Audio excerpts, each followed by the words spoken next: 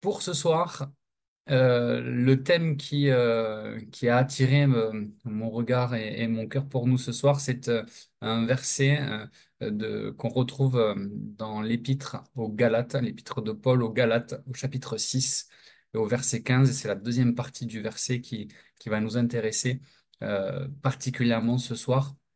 C'est très court, c'est assez percutant. C'est une phrase qu'on peut se rappeler, qu'on peut se redire et se redire encore. Euh, Ce qui compte, c'est d'être une nouvelle créature. Paul dit ça aux Galates. Voilà, il dit ça en conclusion de sa lettre aux Galates. Il passe sa lettre à défendre l'évangile, à défendre son ministère, son apostolat. En défendant son apostolat, le but, c'est de défendre l'évangile de Jésus-Christ. Euh, Ensuite, il enseigne il enseigne l'évangile. Euh, et puis, à la fin de cette lettre, c'est ce qui est concret. Il l'applique. Et moi, j'aime bien quand c'est concret. Et quand il dit ça, c'est du concret. Ce qui compte, c'est d'être une nouvelle créature. Et, euh, et on a eu donc l'occasion de visiter une nouvelle église. Quand c'est pour nous l'opportunité de visiter de nouvelles églises ou d'aller, oui, d'être invité, c'est aussi pour nous, pour moi, l'occasion, lorsque j'apporte la parole, de pouvoir parler de mon parcours, parler de mon témoignage personnel et notamment ce que j'ai pu vivre en 2020, c'est-à-dire pour ceux qui peut-être n'était pas là parmi nous, ou juste pour vous rafraîchir la mémoire, en 2020, une repentance, euh, mais liée à un burn-out, mais une repentance profonde d'un masque qui tombe, d'une demande de pardon au Seigneur Jésus sur mes péchés, de qui j'étais vraiment, et, euh, et d'avoir visité nos frères et sœurs à Caen, ça m'a replongé dans, dans, dans cette pensée-là de ce qui compte, c'est ce qu'il y a à l'intérieur. Ce qui compte, c'est d'être une nouvelle créature. Galates 6,15. Retenez, Galates 6,15, ce qui compte, c'est en version sommaire, c'est d'être une nouvelle créature. Alors, un mot de contexte, pourquoi Paul dit ça? En fait, quand il dit ça, il dit juste avant, mais en fait, c'est pas important d'être circoncis ou pas circoncis. Euh, et il parle des judaïsants. Les judaïsants, c'est ceux qui voulaient imposer la circoncision aux nouveaux chrétiens qui étaient d'origine païenne, qui n'étaient pas d'origine juive, du coup qui n'étaient pas circoncis. Ils voulaient leur imposer la circoncision, les rites religieux juifs, c'est-à-dire revenir à la loi, alors que les nouveaux croyants, eh bien, étaient sous la grâce de Jésus, j'en reparlerai tout à l'heure. Et Paul dit là, mais ce qui compte, c'est pas d'être circoncis ou incirconcis. C'est pas les éléments extérieurs de la religion. C'est pas l'apparence. C'est pas le masque qu'on pourrait mettre. C'est pas euh, tout ce qu'on pourrait rajouter, faire. Non. Ce qui compte, c'est ce qui s'est passé à l'intérieur. Ce qui compte, c'est d'être une nouvelle créature. Ce que le Saint-Esprit a fait au plus profond de nous, quand on a demandé pardon au Seigneur Jésus pour nos péchés, qu'on s'est repenti et que nous sommes devenus de nouvelles créatures. Quand il y a eu cet avant et cet après rencontre avec Jésus, quand il y a eu ce cheminement vers Jésus pour devenir quelqu'un de nouveau, que notre ancienne nature a été balayée et que la nouvelle nature en Jésus a pris place. Ceux qui voulaient leur imposer, les judaïsants, ceux qui voulaient imposer la circoncision aux nouveaux croyants, en fait, ils le faisaient par peur des autres. Ils le faisaient par peur du regard des autres, peur du regard des Juifs notamment. Ils ne voulaient pas être persécutés par les Juifs. Ils avaient peur de ça. Et le regard des autres, ça nous paralyse.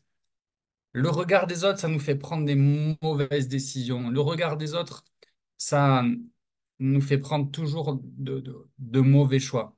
Plus que le regard des autres, c'est en fait l'approbation du regard des autres. Être dépendant du regard des autres. Et en fait, ça nous ronge même au quotidien de devoir vouloir plaire et, et être dépendant de, de, de celui, celle qui voudrait avoir un regard sur notre vie euh, ou revenir à des lois, des rites de il faut faire ci, il faut faire ça pour être un bon chrétien. Non, ce qui compte, c'est ce qui se passe à l'intérieur. Alors oui, on va le voir de notre être intérieur, il en découle de bons actes inspirés par l'amour. Nos actes découlent de ce que nous sommes. Et Paul dit ceci, nous ne sommes pas caractérisés, nous ne sommes pas définis par ce que nous faisons, mais par qui nous sommes en Christ. En Christ. Moi, je ne veux pas dépendre je ne veux pas être dépendant. Je ne veux pas être dépendant du regard des autres sur ma vie, m'en abreuver, m'en nourrir, mais je veux être dépendant d'un seul regard, celui de Jésus sur ma vie. Et heureusement que nous avons Jésus dans notre vie. Heureusement que nous avons son sang qui nous couvre de tout péché, parce que ce sang rend propice Dieu à nous voir purs. Il nous voit couverts, Dieu nous voit couverts du sang de Jésus qui nous purifie de tout péché. Il nous voit purs. Merci Seigneur. Voilà comment on est regardé par Dieu au travers du sang de Jésus. Et heureusement que nous avons ce sang. Et puis le regard de Jésus sur nous aussi est tellement bon. Quand Jésus pose son regard sur nous, ça fait tellement de bien, tellement de bien. On le voit, on le voit, et c'est Matthieu qui le dit quand Jésus voit la foule. Voyant la foule, il fut ému de compassion pour elle, parce qu'elle était languissante et abattue, comme des brebis qui n'ont point de berger. Quand Jésus nous voit, il nous voit avec un regard de compassion, avec un regard d'amour. Il veut, il veut nous bénir. Il veut sauver celui qui est perdu, celle qui est perdue. Il veut ramener dans l'enclos les brebis qui ne sont pas encore dans l'enclos. Merci Seigneur pour ton regard sur ma vie. Merci Seigneur parce que tu t'es arrêté sur moi. Tu m'as attiré par tes cordages d'amour et moi j'ai répondu à ton appel. Je t'ai suivi. Et le sacrifice de Jésus a été tellement immense que lorsque le Saint-Esprit nous convainc, nous ne pouvons que baisser les armes, baisser le masque, tomber le masque de la religiosité, tomber le masque du faux semblant, tomber, bas les masques devant Jésus et être qui nous sommes réellement. Euh, Bien, nous étions des pécheurs. Dieu nous a envoyé son Fils Jésus alors que nous étions encore des pécheurs, mourir sur la croix. Et merci Seigneur, aujourd'hui, Paul nous appelle quand il écrit à tous les saints. C'est assez incompréhensible, mais il nous voit purs à travers son sang. Merci Seigneur. Alors, nous bataillons encore avec le péché, ça c'est une certitude, mais voilà le regard de Dieu sur nous au travers du sang de Jésus. Et merci Jésus pour ce regard bienveillant qui me permet d'être moi-même et de ne pas faire semblant avec quoi que ce soit et, euh, et, euh, et suivre notre bon berger, suivre Jésus. Le regard de Dieu sur ma vie me fait tellement de bien. Le psaume 32, verset 8 nous dit, je t'instruirai et je te montrerai la voie que tu dois suivre. Je te conseillerai. J'aurai le regard sur toi. J'aurai le regard sur toi. Des promesses de paix, d'amour, de bienveillance pour nos vies. Et quand on sait que Dieu a le regard sur nous et qu'il nous montre la voie, ah ben moi, je veux suivre sa voie. Je veux suivre sa voie. Je désire être instruit, être formé par lui, être conseillé par Dieu qui pose ses regards sur moi. Et puis quand on tourne nos regards, c'est toujours dans les psaumes, au psaume 34, quand on tourne nos regards vers lui, eh bien, eh bien alors on est rayonnant de joie et notre visage ne se couvre pas de honte quand je tourne mes regards vers lui. Plus que ça, lorsque mes prières sont entourées d'actions de grâce, de reconnaissance, quand je tourne mes regards, quand je tourne ma louange, ma bouche avec des mots d'adoration et de louange vers le Seigneur, eh bien, je suis comme éclairé, réjoui, même si mon âme, même si ma nature charnelle ne veut pas louer, qu'elle n'a pas envie, alors je dis à mon âme, bénis l'Éternel, n'oublie aucun de ses bienfaits. Alors que je me mets en action et que je suis dans l'intention eh bien de dire du bien de mon Dieu, de le louer, de le reconnaître comme mon Seigneur, eh bien je suis rayonnant de joie. Je suis rayonnant de joie. Et puis, quand on tourne les regards vers Dieu, eh bien, nos regards, du coup, ne sont plus tournés vers notre nombril, vers nous-mêmes. Si on se regarde soi-même, si on regarde, comme on dit, si on se regarde le nombril, en fait, on a une image plus qu'une image, une mauvaise image, une image déformée. Et, euh, et Paul, sur ça, est assez clair. Toujours au Galates, chapitre 6, il dit ceci. Si quelqu'un s'imagine être une personne d'exception, alors qu'en fait il n'est rien, il s'abuse de lui-même. Que chacun examine son propre comportement. S'il y découvre quelque aspect louable, il pourra en éprouver de la fierté par rapport à lui-même et non par comparaison avec les autres, car chacun aura à répondre pour lui-même de ses propres actions. Si je peux tirer une fierté de quoi que ce soit, eh bien, c'est par rapport à ce que Jésus a fait dans ma vie. On va le voir en conclusion, fierté de la croix, mais surtout pas en comparaison avec les autres. Voilà ce que Paul dit. Éprouver de la fierté par rapport à lui-même et non par comparaison avec les autres. On en revient à la dépendance et au regard que les autres ont sur nous. Alors, on connaît aussi ce verset hein, de la poutre et de la paille. Je veux d'abord regarder la petite paille que j'ai la grosse poutre, pardon, que j'ai dans l'œil avant la petite paille qu'il y a chez moi, dans l'œil de mon voisin. Parce que nous aurons à comparaître chacun pour nos propres actions et, et là, les autres, ils ne compteront plus, entre guillemets, ne compteront plus à ce moment-là.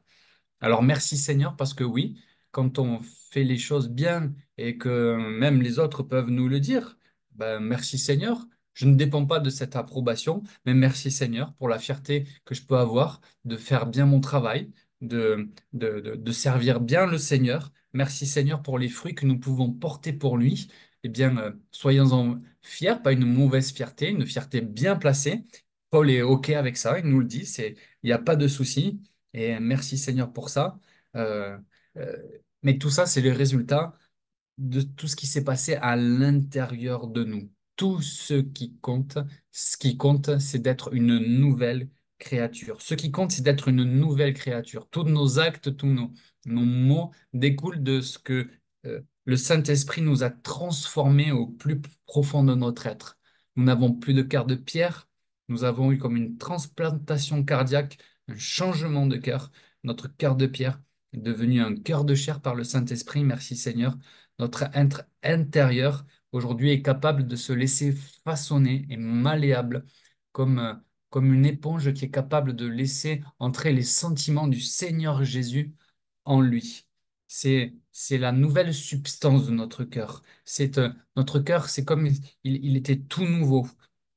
C'est, et ce cœur-là, nouveau, eh bien, découle de cette nouvelle alliance dans le sang de Jésus. Et je ne pouvais pas passer à côté de ce verset que la plupart connaissent par cœur, que si quelqu'un est en Christ, il est une nouvelle créature, que les choses anciennes sont passées, voici toutes choses sont devenues nouvelles. En Christ, eh bien, notre être intérieur est tout nouveau couvert par le sang de Jésus, purifié par son sang. Merci Seigneur.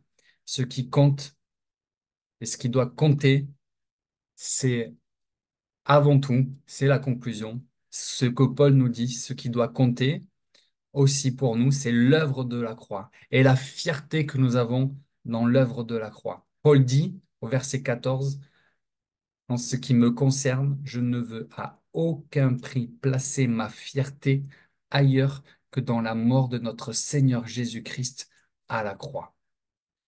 En ce qui me concerne, je ne veux à aucun prix placer ma fierté ailleurs que dans la mort de notre Seigneur Jésus à la croix. Cet amour sacrificiel, il a donné sa vie pour nous en sacrifice et, euh, et je veux en tirer ma fierté.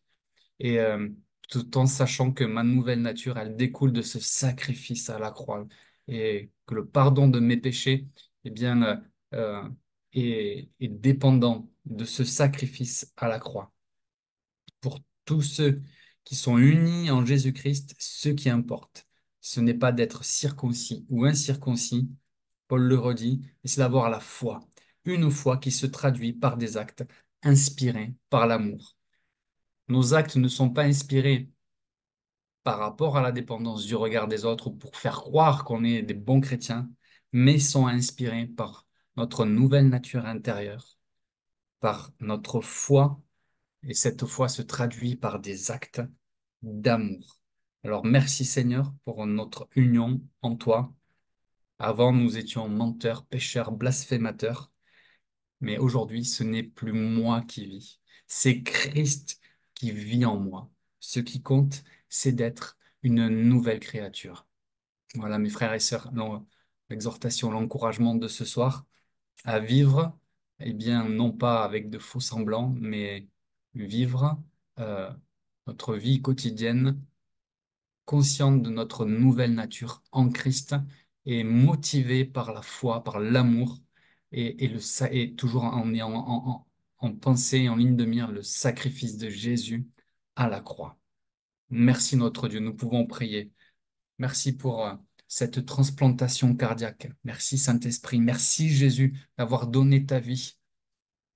Et Seigneur, le jour où nous avons demandé pardon, t'avons demandé pardon, nous sommes reconnus pécheurs, eh bien, par ton Saint-Esprit, tu nous as donné eh bien, ce nouveau cœur. Nous sommes aujourd'hui une nouvelle création, une nouvelle créature.